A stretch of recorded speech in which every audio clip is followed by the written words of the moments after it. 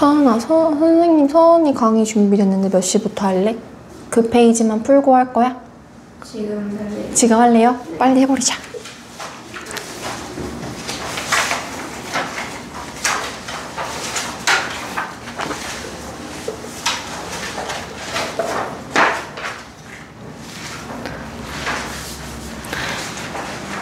일단 학교 수업에서 새로운 갈래에 대해서 배운다 라고 하면 갈래적 특징은 무조건 나올 수밖에 없단 말이지. 그래서 서은아, 그게 구성단계 5단계 뭐야? 네? 바로 나와야 돼. 그러면 희곡의 구성 요소 3가지는 뭐야? 해설? 지문 대답. 지시문의 종류는 뭐야? 그러니까 바로바로 자연스럽게 나올 수 있어야 되거든? 그러니까 쌤이랑 한번 쭉 훑어보면서 다시 이제 생각을 해보자, 알았지? 일단 학교에서는 희곡에 대해서만 얘기를 해주신 것 같은데 우리 문학 갈래는 크게 4가지 갈래가 있어. 뭔지 알아? 대표적으로 시가 들어가는 서정 갈래의 하나의 흐름이 있고, 그러니까 서정이 정서, 생각, 느낌 이런 것들을 주로 다루는 문학 갈래를 서정 갈래라고 해. 시가 대표적이야. 자, 그리고 소설같이 어떤 이야기가 이제 위주로 되는 그런 갈래는 서사 갈래라고 해. 자, 그 다음에 영화의 대본, 연극의 대본 이런 것들은 극갈래라고 해. 그래서 이제 오아시스 세탁소 습격 사건이 희곡이잖아. 희곡이 극갈래에 속한다라고 생각하면 돼. 희곡이나 영화의 시나리오. 자, 그리고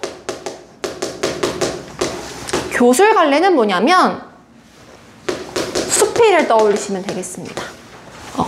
어떤 생각과 경험과 깨달음이 이제 주가 되는 것들을 이제 교술갈래라고 하고, 이게 문학의 기본적인 4개의 갈래야. 근데 이제 학교 선생님께서는 여기의 특징에 대해서 얘기를 해주셨지. 그래도 더 큰 카테고리인 극의 정의에 대해서 얘기를 해주자면, 극 문학은 봐봐, 연극의 대본이 희곡이고 시나리오의 대본이, 아니 영화의 대본이 시나리오라고 했었잖아. 그러니까 무대에 올려야 하는 것, 무대에서 상연을 하는 것을 목적으로 하는 그런 문학이라고 생각하면 돼. 알았지? 그래서 당연히 희곡의 정의 역시 연극의 대본인데, 연극은 무대에 올리려고 연극하는 거지, 무대의 상연을 목적으로 하는 연극의 대본이다. 요게 바로 희곡의 정의인 거고. 자, 구성 요소 3가지. 해설. 맞아.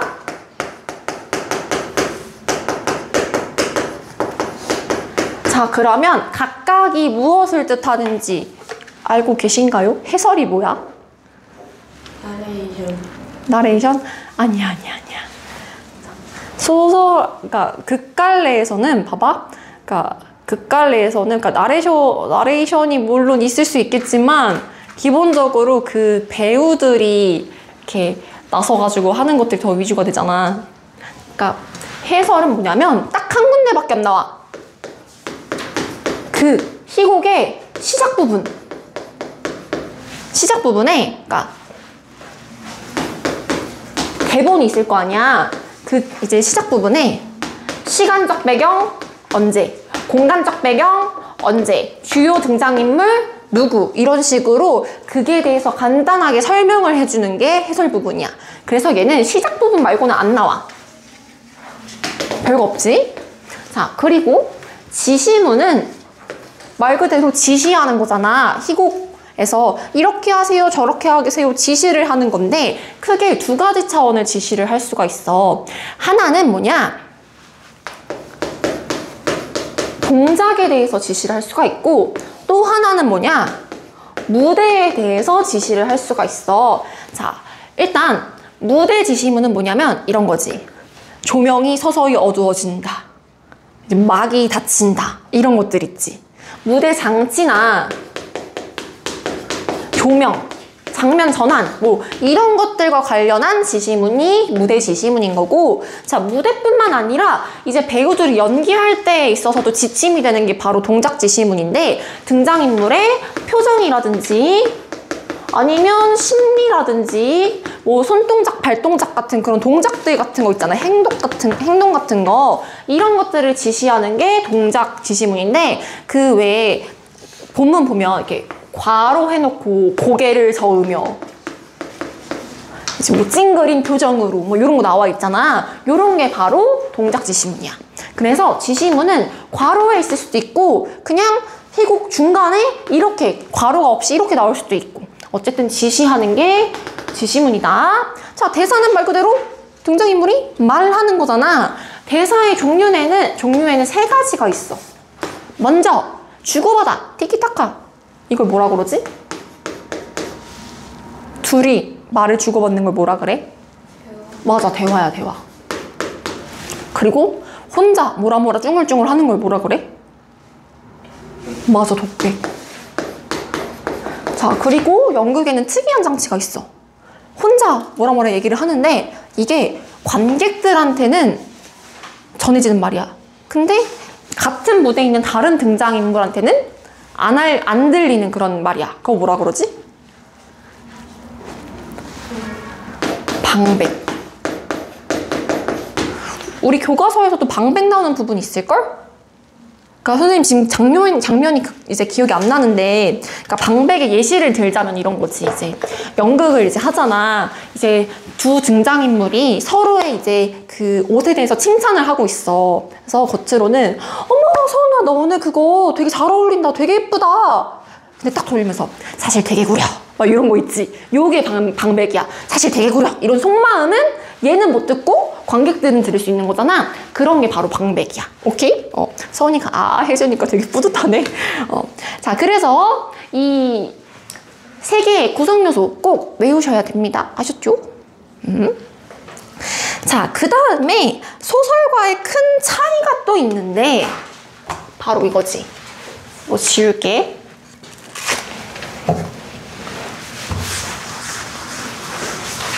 극문학은, 희곡은 서술자가 있다 없다?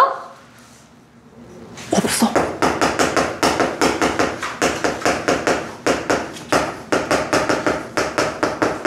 서술자를 내세우지 않습니다. 그러니까 소설 같은 경우에는 작품에 등장하는 뭐 나라는 인물이 소설을 서술을 하든 아니면 전지적 작가 시점에서 소설을 서술을 하든 어쨌든 누군가가 서술을 해주니까 사건이 이제 진행이 될 거 아니야. 근데 희곡에서는 그게 아니란 말이지. 그러면 누구를 통해서 진행이 됐냐?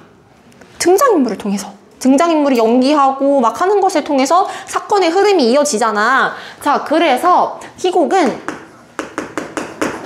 현재 진행형의 문학인데, 왜? 일단 기본적으로 사건 전개가 누구에 의해서? 등장인물의 어떤 연기 이런 것들에 의해서 전개가 된단 말이야. 오케이? 그럼 봐봐.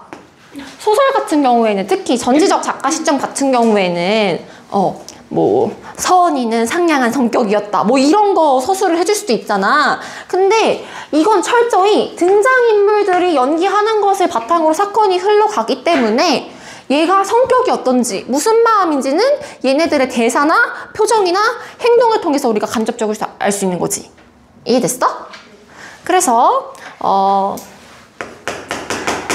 대사와 행동을 통해서 등장인물의 성격이 드러나고 사건이 진행이 되며, 이를 통해 주제가 이걸 얘기하고 싶은 거구나 형상화가 된다.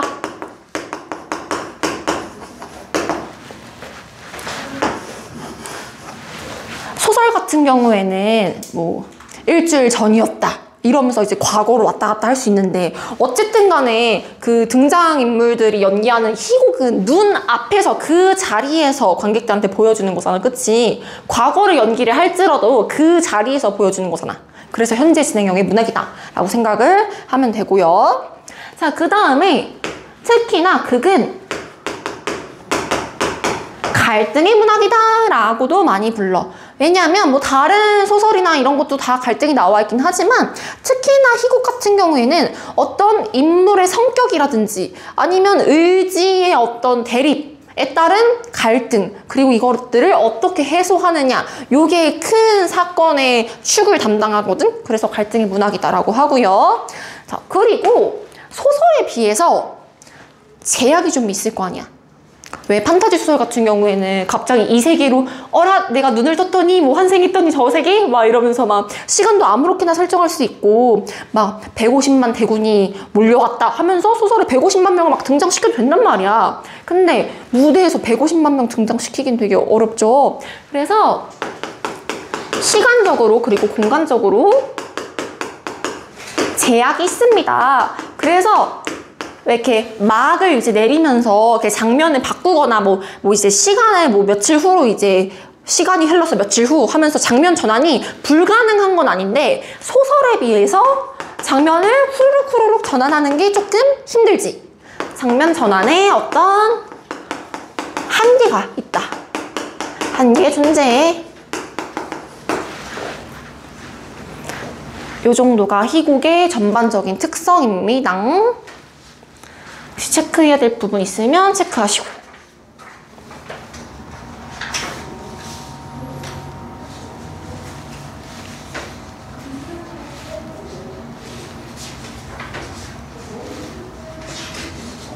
숨 쉬어도 돼?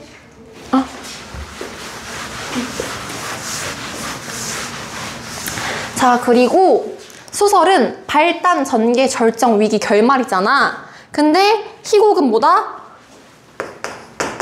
발단, 전개, 절정,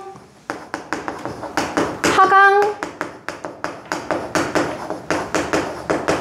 대단원. 이렇게 보면 돼. 알았지?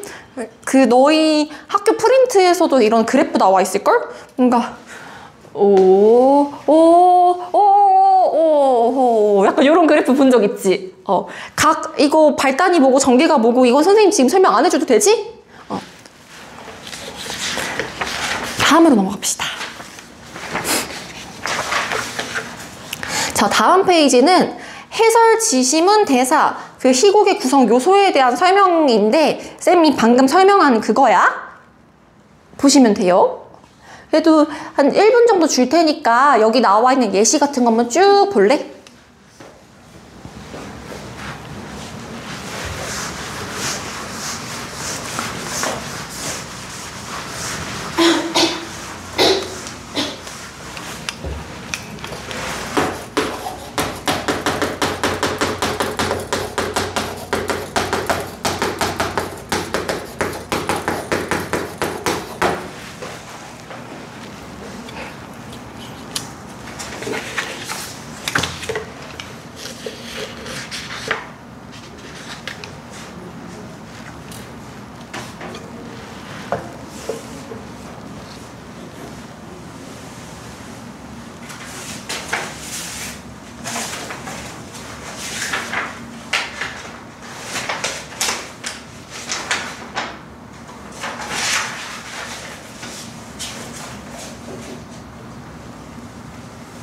다 읽어보셨어요?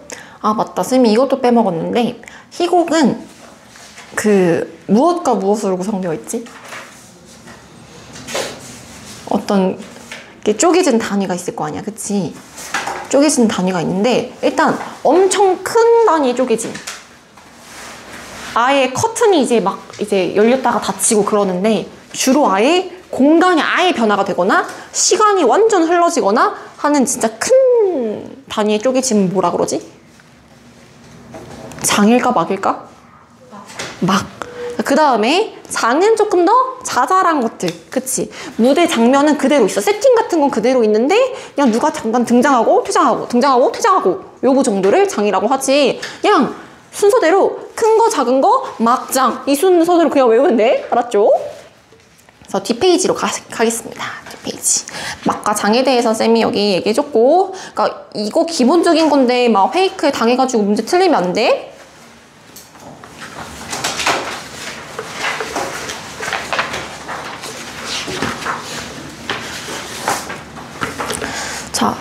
그 오아시스 세탁소 습격 사건 결말까지 다 봤어? 대단원 하강 뭐 이거 다 봤어? 그러니까 서원이가 쌤한테 아까 요청했듯이 여기서는 이 대사는 이런 것들을 상징해 일일이 안 짚어줘도 된다 그랬지. 우리 학교에서 나눠준 그 프린트 빈칸 뚫기 버전인데 복습 차원에서 그럼 채워넣기 정도만 합시다. 알겠죠? 일단 갈래는 희곡이고 성격은 현실 비판적이지. 풍자적이야. 교훈을 담고 있어. 어떤 걸 비판하고 어떤 것에 대한 교훈을 얘기하고 있었어? 물질 만능주의. 맞아. 물질 만능주의를 비판하고 어떤 순수한 인간성을 회복해야 한다라는 것이었지. 그래서 주제가 이기적이고 탐욕스러운 인간에 대한 풍자 및 순수한 인간성. 얘들아, 우리 인간이니까 인간성을 회복하자. 순수한 인간성을 따라가자. 이런 것이었어. 그래가지고 그 강씨가 야 나는 사람들한테만 이거 줄 거지 너넨 사람도 아니니까 이거 안 줄 거야 막 이런 식도 있었잖아. 그러니까 인간은 인간다워야 된다라는 거지. 자, 그리고 특징이라 함은 인물들의 행동을 과장해서 웃음을 유발해. 어떤 부분이 그렇지? 예를 들어서?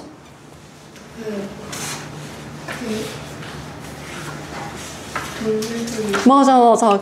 이제 강씨 몰래 이제 그 찾으려고 할 때, 냥냥 막 이러고 이제 막 난리가 나잖아. 그치? 그런 것들. 이제 과장되는 그런 부분인 거고. 그러면 갈등이 비현실적인 문학적 장치를 통해서 갈등이 해결된대. 어떻게 해결되더라? 세탁기에 맞아, 누가 얘기했어. 세탁기에 아주 탐욕에 쩌든 인간들을 넣고 돌렸더니 깨끗하게 하면서 나왔잖아. 그치? 실제로 이러면 죽어. 문학적 장치인 거야. 문학적 장치.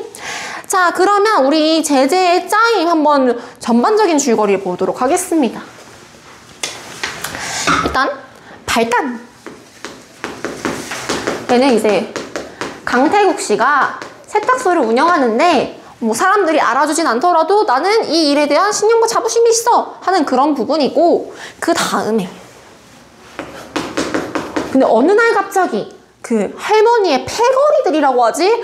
어딨어? 막 이러면서 막 그 똥 묻은 바지 막 이렇게 막 뒤적이고 막 난장판을 만들잖아. 돈 찾으려고 막 난장판으로 만듭니다. 자, 그 여차저차 하여서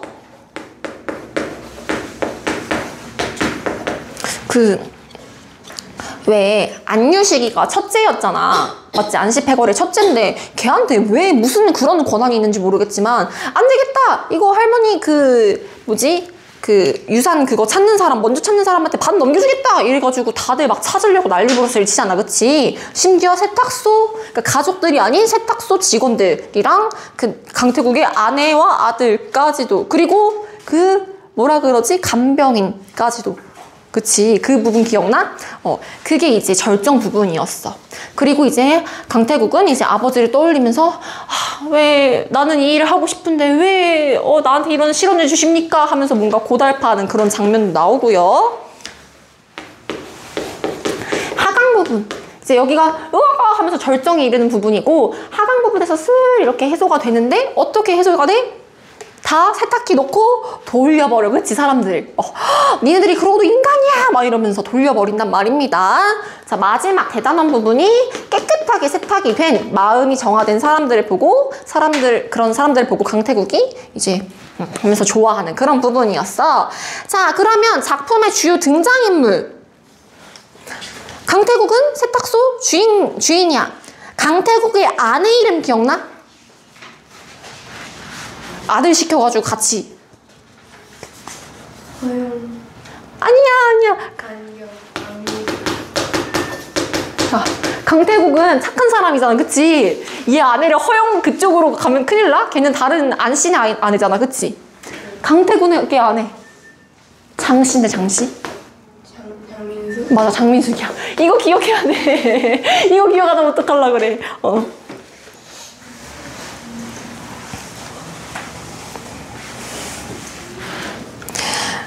자, 그래가지고 장민숙은 원래는 나름 소박하게 살던 사람이었는데 그 할머니 가족들의 그 제안, 먼저 찾는 사람 그 50% 떼줄게. 거기에 약간 눈이 획가닥하고 돌아버리는 그런 인물이었지. 그러면 아들내미 이름 기억나? 염소팔? 염소팔이었나? 아닐걸?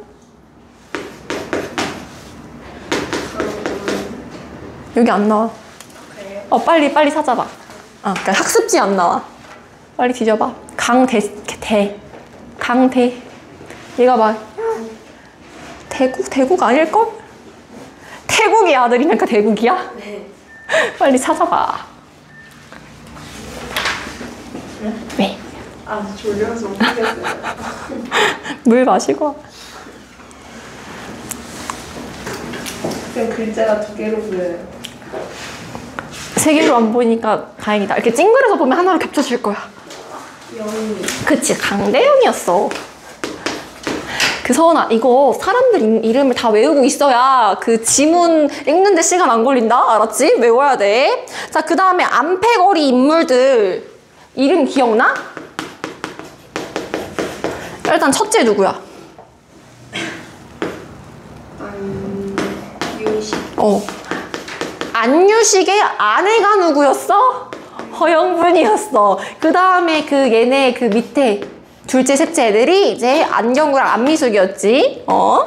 자, 그 다음에 할머니 간병인 이름이 서옥화였어. 서옥화. 자, 서옥화가 얘도 처음부터 무자비하게 계속 나쁘고 탐욕스러운 인물이었을까? 아니었을걸? 너 그런 부분 기억나? 그 서옥화의 말을 통해서 그 탐욕스러운 인간들에 대해서 어떤 한탄을 하고 비판을 하는 그런 대사가 나와. 기억이 나야 되는데 사실 선생님 지금 기억 안 나서 책 보고 있어. 빨리 찾아봐봐.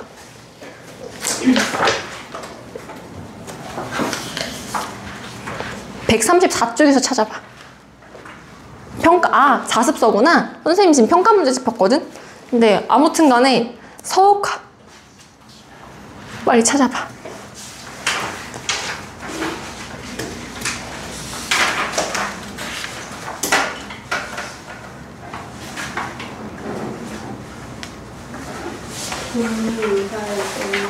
맞아. 그 처음에 이제 서옥화는 서옥화는 안패거리들이 난리를 피울 때 되게 어이없어 하잖아. 이게 너희 왜 그래? 뭐야? 하면서 이제 중간에 애초에 너희 그리고 돈 찾고 싶으면 이 세탁소 집 사람들한테 사과부터 해야지 라든지. 그리고 이거 돈이 요사를 떠는 것이야. 사람이 뭔가 요물이야. 도통 모르겠네 하는 부분은 이제 그런 돈에 눈이 먼 탐욕스러운 그런 상황에 대해서 이제 얘기를 하고 있는 거고, 비판하려는 그런 작가의 의도가 담긴 부분인데, 결국 서옥화도 나중에 타락하지. 자, 그 다음에 염소팔이 누구야? 직원? 맞아. 얘도 몰래 찾는데 이제 합류를 하는데, 얘는 나름 사정이 있긴 있었어. 그치? 어머니랑 같이 살 집을 구하고 싶어서이긴 했으나, 어쨌든 얘도 나빠. 어머니, 저 이제 도둑입니다. 막 이러잖아. 그치? 어쨌든 이것도 결국 탐욕에 물들어 버리는 그런 내용이었어. 자, 여기 갈등 양상이 드러나는데 말이야. 일단,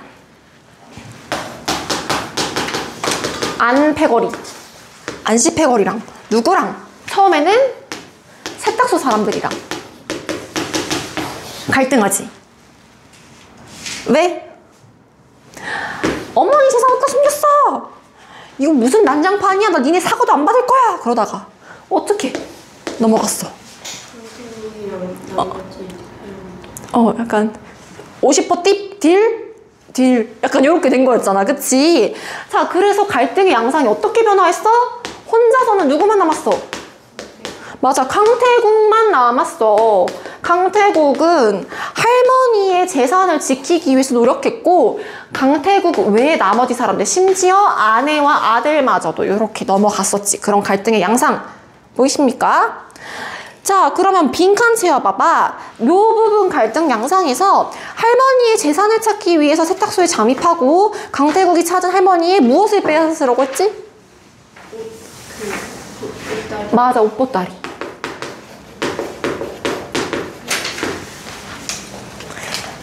강태국은 그 옷보따리를 돌려주지 않으려고 애를 썼었지.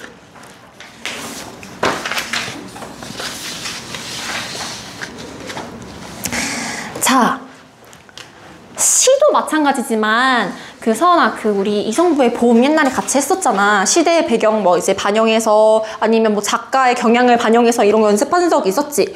근데 희곡도 어쨌든 문학이기 때문에 희곡에 어떤 반영된 어떤 사회, 문화, 당시 세태 이런 것들이 있을 거란 말이야. 이 희곡은 특정한 사회문화적인 상황을 비판하기 위한 의도가 담겨져 있는 거잖아. 그게 바로 뒷장인데 세탁소에 잠입한 사람들의 모습을 봐봐. 막 어두운 조명 아래 이제 까만색 옷 입고 막 뭐지? 고양이인가? 하면 냥냥 이러고 뭐지? 이거 누가지? 하면 찍찍 막 거리면서 자기들을 인간이 아닌 척을 해가면서까지 돈을 우선시하려고 했었잖아. 걔네들을 되게 우스꽝스럽게 표현했어. 우스꽝스럽게 표현하여서 인간성 상실을 한 사람들을 무엇했다? 맞아.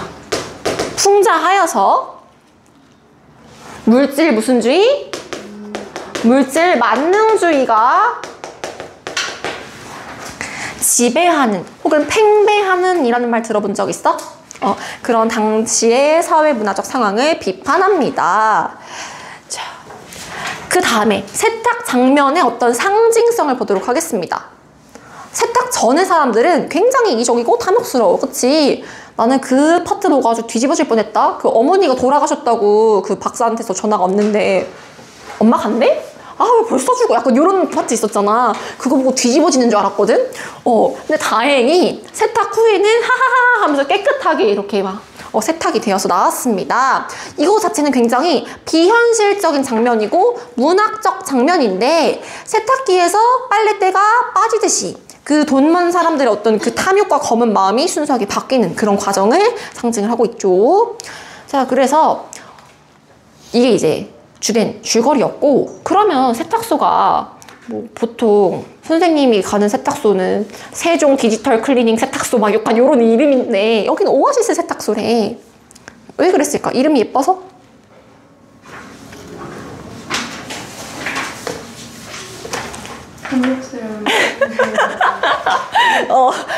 잘 읽었어. 일단 오아시스 자체는 사막에서 이제 사람들에게 생명을 부여해주고 풀과 나무가 자라나게 하는 정말 소중한 그런 곳이잖아. 그치? 오아시스 세탁소 역시 진짜 야, 이렇게 빡빡하게 이렇게 욕심스럽게 살아간다고 하는 곳을 뭔가 물이 이제 사람들을 살리듯이 얘네들도 마음을 새롭게 살리는 그런 의미니까 오아시스 세탁소라는 이름이 붙었을 거야? 아마도? 여기까지 괜찮습니까? 서은아, 그럼 이거 다 외워야 돼, 알았지? 아까 어디야? 간병인의 대사 뭐야? 하면 이제 바로 나와야 되고, 여기서 방백 드러난 부분 뭐야? 하면 이제 바로 외워야 돼?